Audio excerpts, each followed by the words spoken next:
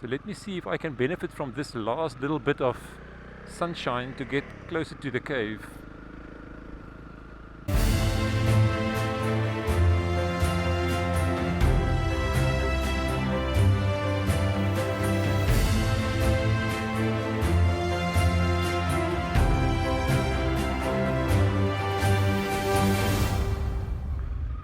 Hello and welcome back to Vander's View channel. Yo, I'm just leaving here from Mondvol coffee shop in Paternoster. This area in Paternoster is actually called Pilgrimsrust and it is highly recommended. It is peaceful, tranquil. I had quite a nice stop there, had a wonderful juice and cappuccino coffee, and now I'm ready to continue with my trip. So if you've not seen the previous video on how I ended up in Paternoster, please go and have a look, because I'm now continuing on my trip. So where are we going? You may have guessed it, but I'm continuing up the coast, north up the west coast of this part of the Western Cape. So Paternoster is of course the old fishing village here, and I'm going to head almost straight north to St Helena Bay. Now St Helena Bay is quite a special bay with some interesting historical facts that I can share with you once we get a bit closer. But the end destination for today is Elands Bay. Now Elands Bay is of course another famous and historic village on the west coast of South Africa, but that is a special place, and that is also where I'm going to spend the night tonight. So I booked myself there into the Elands Bay hotel, there right next to the sea.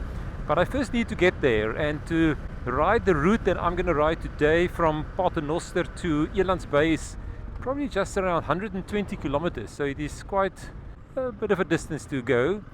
It is now just after 3 in the afternoon. The sun sets quite early this time of the year, so around 6 o'clock, just after 6 o'clock, the sun will start to set.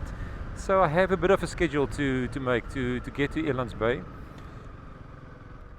But before we get to Elands Bay, the first stop is St Helena Bay, and this is not too far from here. It's only about 14 kilometers, and what is exciting about this route is that here from Paternoster it almost starts immediately with a dirt road. So I'm staying off the main road to get to St Helena Bay from Paternoster. Yeah, so immediately a nice dirt road to kick off proceedings. Thank you for joining me. I'm very pleased to bring this trip and these videos to you. Thank you for those of you that have commented and that are following my trips, also the previous ones, the one where I traveled to the Karoo, the most recent series, but also this one up the west coast of this part of the Western Cape, and for this trip today to Elands Bay.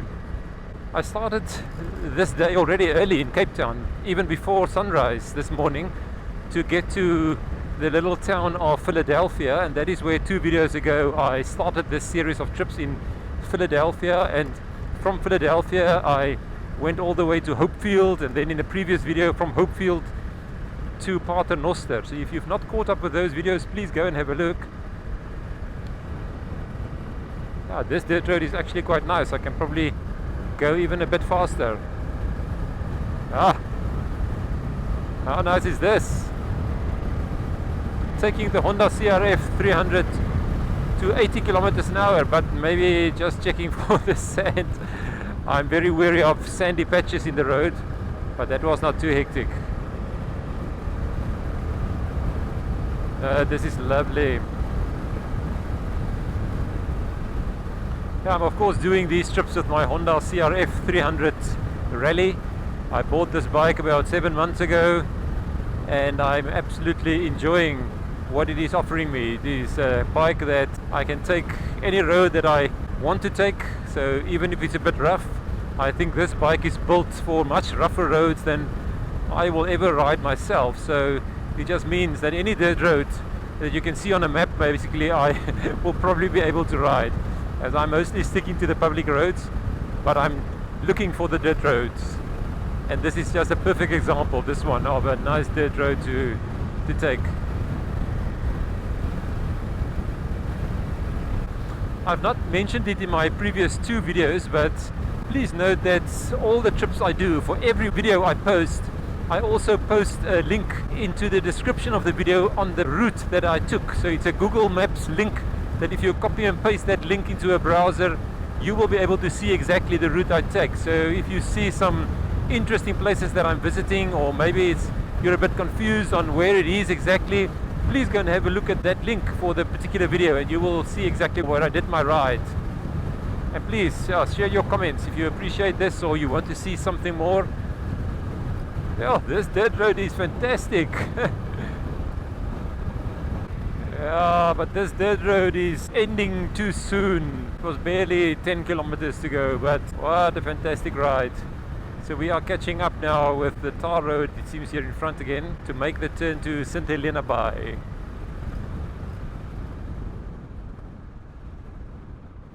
So everywhere you see these almost monoliths of stones in the distance. It's just fascinating.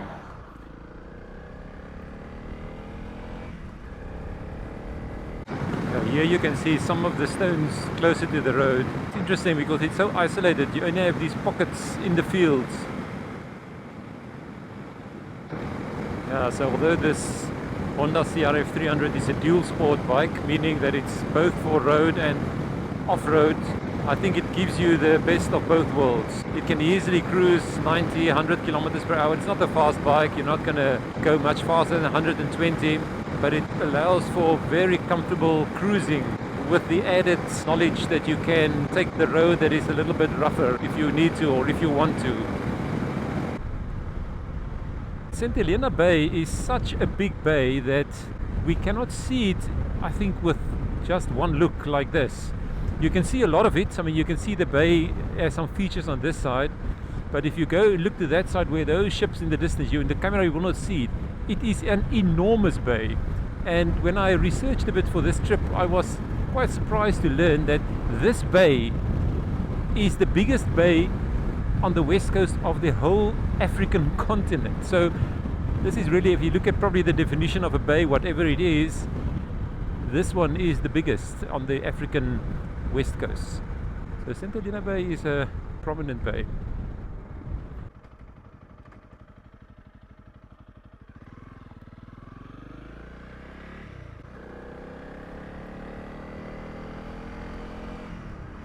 So I'm going to make a stop at a very important historical monument, and I need to turn very soon. It is right here, and this is the monument to Vasco da Gama, or the Da Gama monument. And this is the reason actually why I'm taking this road, is to come and have a look at this monument, because the history of this monument is closely related to the history of the discovery of this bay. Now, in some of the previous videos on this trip we talked about history and maybe further back in history, but nothing goes further back in recorded history, I would say, than the trips of Vasco da Gama when he explored these coasts for the first time and being the first European. What I find fascinating is that this place where we are now is the first place that Vasco da Gama put his foot in South Africa when he explored this area. And what is fascinating to me is that it is recorded. We know the exact date. It was 7 November 1497. Now make the calculation. 1497 is 528 years ago. Vasco da Gama came and he set foot here. I think it's worth a stop. But maybe let me just park there in the shade so that we cool things down a bit, and then I'm going to have a bit more proper look at this monument.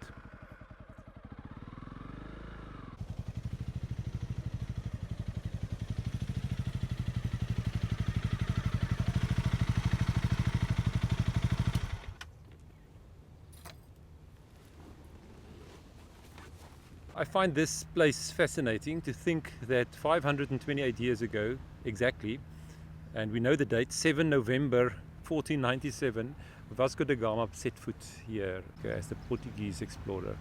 And the Portuguese government, I believe, actually set this monument here to commemorate that, well, coming ashore of the great explorer. As I said, St Helena Bay is quite a prominent bay. It's probably fitting for him to come ashore in this big bay. But let's have a further look at the monument. Let's see what this monument looks like.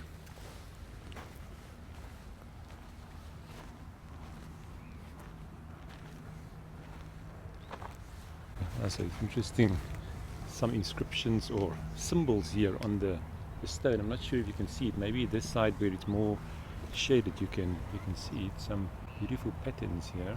I can only imagine that it is some heraldic pattern from Portuguese origin. To commemorate the 5th centenary of the birth of Vasco da Gama, Portugal presented this padrao to the Republic of South Africa to be erected on the same day that in the year 1497 the fleet under the command of that great captain arrived here after sailing for 3 months and 1 day navigating the stars that made it possible to link the west and the east by sea. I find this very interesting, and it's interesting that Portugal is part of making sure that this happened. Yeah, so this is the Vasco da Gama monument here in St Helena Bay. Well worth a visit. I think maybe the monument itself is not that impressive, but if you keep in mind how long ago the history is talking about and the significance of the history, I think it just makes it fascinating. But yeah, let's get back on the road. Our final destination, Elands Bay. I've got a few places I still want to stop, so let's go.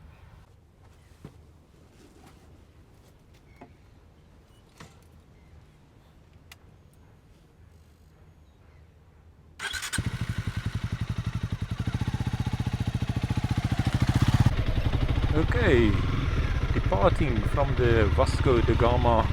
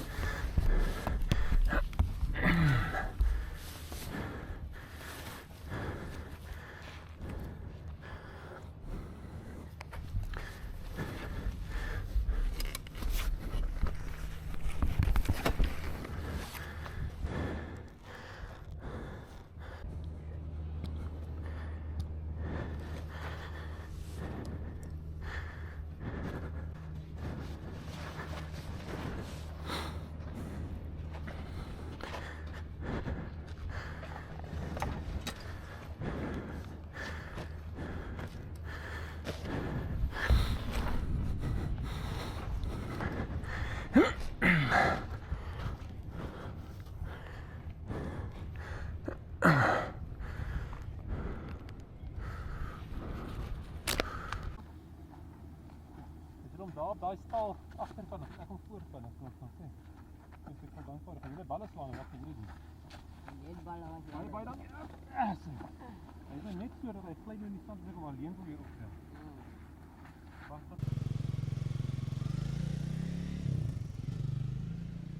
So let's leave St Helena Bay, or at least the point where Vasco da Gama came on shore. The next stop is Velddrift up the coast that I just want to make a quick detour or a quick stop.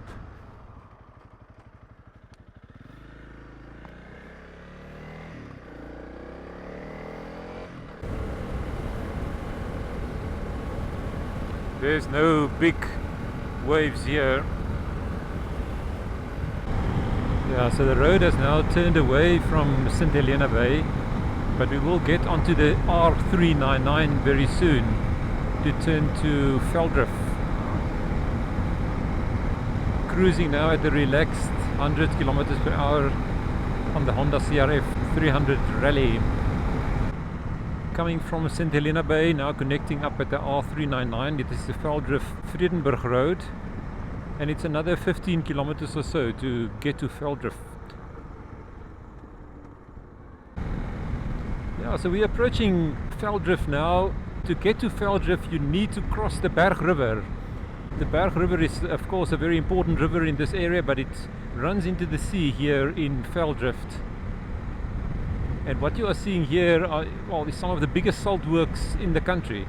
So there's a lot of salt pans here that, of course, the water is dried and the salt is harvested. So there's heaps and heaps of salt.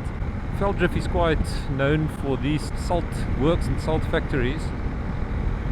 The name Velddrift, of course, simply means a drift in the veld. There's no special meaning to the name that I could find.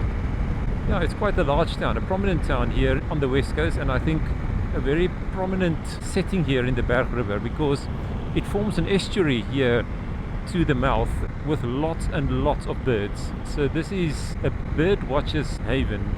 This estuary apparently has got something like 30,000 birds, of which you can find 350 different species. Now, I find that extraordinary. 350 different species of bird in this estuary, and apparently 80 of those species are endemic to this coastal area. So a very, very unique setting. I'm going to make the turn here in Velddrift to the place called Port Owen first. Now, Port Owen is a marina that was, well, dredged out here in the mouth of the Berg River. I'm just going to have a look to see whether I can actually see a little bit of the marinas. It's another 2.4 kilometers to go, but it should be here on the left hand side somewhere.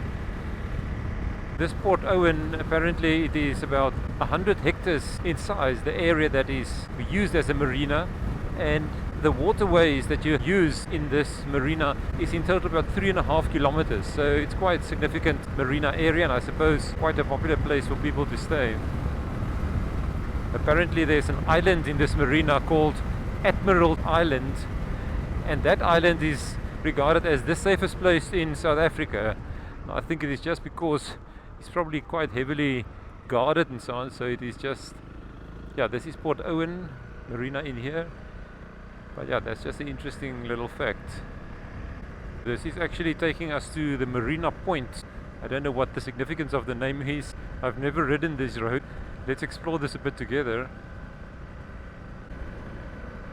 But some of these houses must have access to the water here, because we are now a bit surrounded by water, and the Berg River is prominently displayed on the GPS here in front.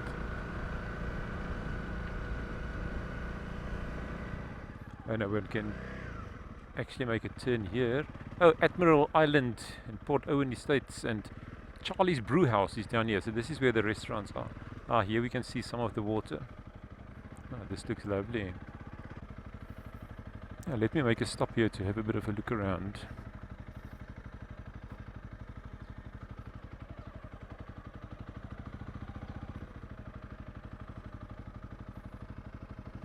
Yeah, so I just made a stop here in Port Owen at the marina in front of Charlie's Brew House. It seems like a popular place to stop and maybe have something to eat and so on, but I'm not going to do it now. I need to push on, but I'm just going to have a bit of a quick walk around to just see what this area of the marina looks like. I've never been here, so it's quite interesting to just see what it's about. Yeah, so I parked here at the, seems to be the Pat course. But there you can see the water at the back with lots of boats and kayaks and things that can get onto the water. Yeah, I find this fascinating. If you think this is just a river that, yeah, the mouth of the Berg River, and then this place has been reconverted to be the marina, and also forming an estuary here that is abundant with bird life and other wildlife. I'm going to push on from Velddrift. Let's get back on the road. I had a bit of a sip of water, I had something to eat. I did pack myself some apricot jam sandwiches and some boerewors, so it was just a nice snack to eat. And now we are off to Elands Bay. So yeah, this road is showing the Dwarskersbos Elands Bay road. So I will pass Dwarskersbos. So I'll probably make a quick detour in Dwarskersbos just to see what that looks like. But that is also just a small vacation town on the west coast. Time has moved on. It is now 10 to 5 in the afternoon. The sun will set probably shortly after 6, so I don't want to get to Elands Bay after dark, so it is actually good to be in a position to maybe make up a bit of speed. I think what we will see on this road is numerous of these white houses. You've got old and new developments, and this theme of white houses next to the sea seemingly is, well, the requirement. I'm loving this. Yeah.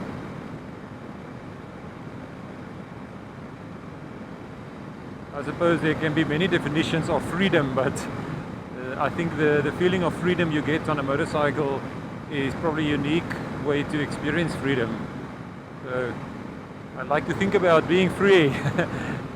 I suspect we have actually made it to Dwarskersbos, because Dwarskersbos is just these streets 90 degrees to this road that just all run as cul-de-sac streets to the sea. So I suppose one can pick anyone and just go and have a look at what the sea looks like. So let's just make a quick turn here. Yeah. So I think this is mostly holiday homes. So the view to the sea is not so clear here, but you are very close here. Yeah, so I've now left Dwarskersbos behind and now I'm a little bit further away from the sea, but it's the open stretch road to enjoy. I'm not so sure how clearly visible it is there in front, but there, the mountain there with the sharp drop to the ocean, that is Baboon Point. So that is just before Elands Bay, and that is where we are heading. So let me see if I can benefit from this last little bit of sunshine to get closer to the cave. I made a stop here at Baboon Point, or Baboon Point. As I mentioned, this is a provincial heritage site. Lots of ancient history here in the cave there at the top. It is called the Elands Bay Cave, with some human occupation evidence there for a very long time.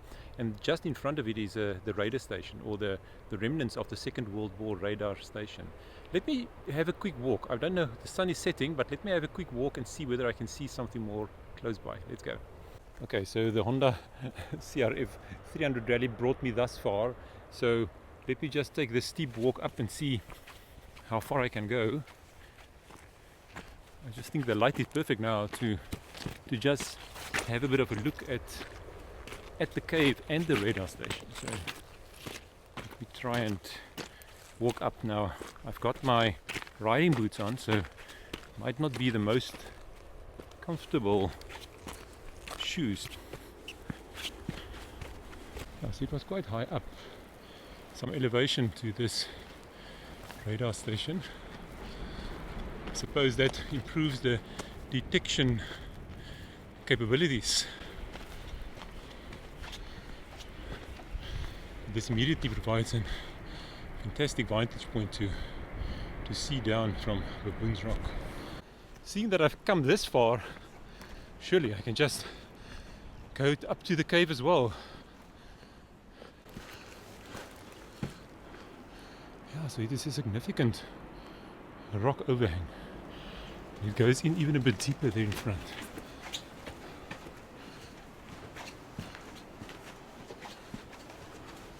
Sure. Oh, there the paintings are clearly visible. We actually have the sun full on the paintings now. Just look at the handprints. One can actually see the handprints. This is wonderful.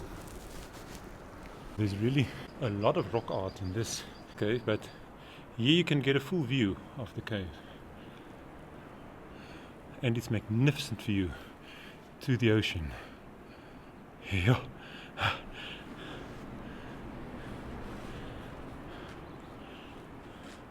But let's just have a last look at the actual rock art.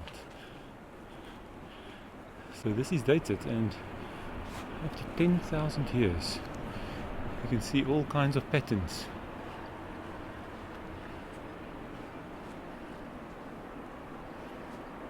I think I see some animals, although it's difficult to discern them. Sure. And I was just in time now to catch the sunset here in Elands Bay. I'm standing here in the Elands Bay cave, which is a provincial heritage site. Archaeologically it's very important. And yeah, I think the timing is just perfect. I caught probably the few minutes in a day that this rock art gets some full sunlight. And I'm glad I could bring it to you. I will now have to make my way down in the dusk. But we are almost in Elands Bay, so I will take you on the last little part into Elands Bay. So another thing that Elands Bay is very famous for is its crayfish production. At some stage there were at least 3 crayfish factories in Elands Bay, and we are certainly going to pass one now. So this is a crayfish factory here, so there's lots of crayfish catching happening in this area. So if you are looking to have some crayfish, Elands Bay is your place. So this is Baboon's Point, or Baboon Point. Very prominent landmark here for Elands Bay.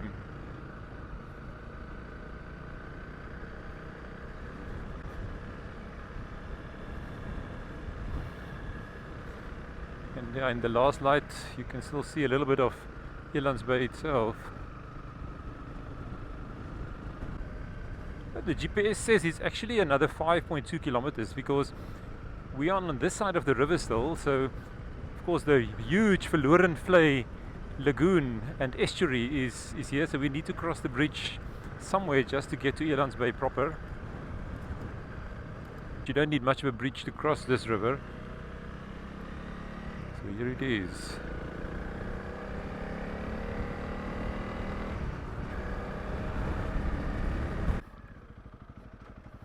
Yeah, so I think I found the Elands Bay Hotel. Here it is. So let me stop and see whether they've got a room for me.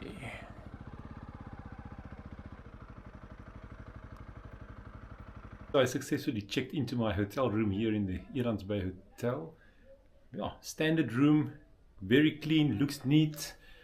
I need nothing more. Look how good it is. There's also a bathroom ensuite, so I don't need anything more.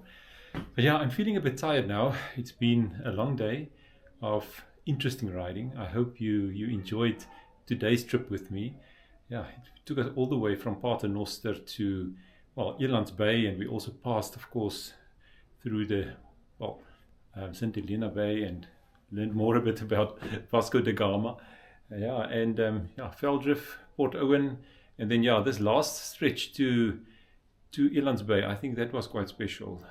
Being able to see the Baboon Point and also Elands Bay Cave, I think that was just special with the sun setting. So I hope you enjoyed this with me, this video. If you did, please give me a big thumbs up. Please subscribe to the channel, and then the next video I depart again from Elands Bay. So I have quite a few interesting places in mind in the next few videos. So please make sure to also watch those videos. Until tomorrow and the next video, keep well and bye-bye.